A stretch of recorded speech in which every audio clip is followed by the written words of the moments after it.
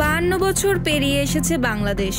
স্বাধীনতার 5 দশক পরেও প্রশ্ন একটাই, আমরা কি আমাদের সার্বভৌমত্ব রক্ষা করতে প্রস্তুত? 1973 সালে প্রথমবারের মতো বাংলাদেশ প্রতিরক্ষা বাজেট ঘোষণা করে মাত্র $50 মিলিয়ন, যা ছিল জিডিপির 0.6%। পরবর্তী বছরগুলোতে কিছুটা বৃদ্ধি পেলেও 1992 সালের আগ পর্যন্ত বাজেট কখনোই 1.5% ছাড়ায়নি। 1999 সাল পর্যন্ত খানিকটা পরিবর্তন আসে বিএনপি চেয়ারপারসন বেগম খালেদা জিয়ার সময়ে, যখন বাজেট 1.5%-এর উপরে রাখা হয়। কিন্তু তারপর একটি স্বাধীন রাষ্ট্রের অস্তিত্ব রক্ষার সবচেয়ে বড় ভিত প্রতিরক্ষা খাত পিছিয়ে পড়ে অগ্রাধিকারের তালিকা থেকে। বাংলাদেশের প্রতিরক্ষা বাজেট বর্তমানে জিডিপির মাত্র 1%। অন্যদিকে পাকিস্তান ব্যয় করে 2.9%, মিয়ানমার 3.5% আর ভারত 2%। এখানে প্রশ্ন, এত কম বাজেট নিয়ে কিভাবে টিকবে বাংলাদেশ?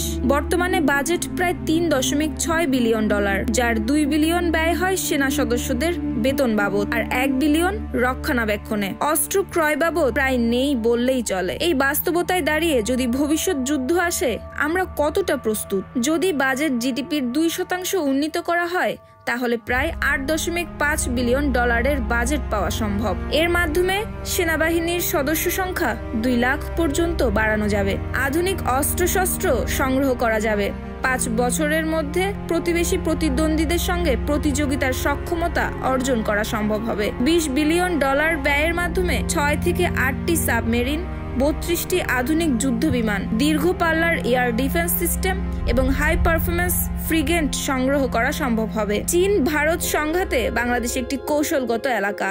ভারতের পূর্বাঞ্চলীয় 7টি রাজ্য রক্ষায় বাংলাদেশকে ব্যবহার করার পরিকল্পনা নতুন নয়। এই পরিস্থিতিতে আমাদের নিজস্ব প্রতিরক্ষা ব্যবস্থা না থাকলে জাতীয় নিরাপত্তা হুমকির মুখে পড়বে। 52 বছর অবহেলার পর সময় এসেছে জেগে ওঠার। একটি স্বাধীন রাষ্ট্রের জন্য প্রতিরক্ষা বাজেট বিলাসিতা নয়, এটি অস্তিত্বের প্রশ্ন। যদি আজ সিদ্ধান্ত না নেই, আগামীকাল হয়তো আর সুযোগ থাকবে না। প্রতিরক্ষা নয়, এ হলো সার্বভৌমত্ব রক্ষার সংগ্রাম।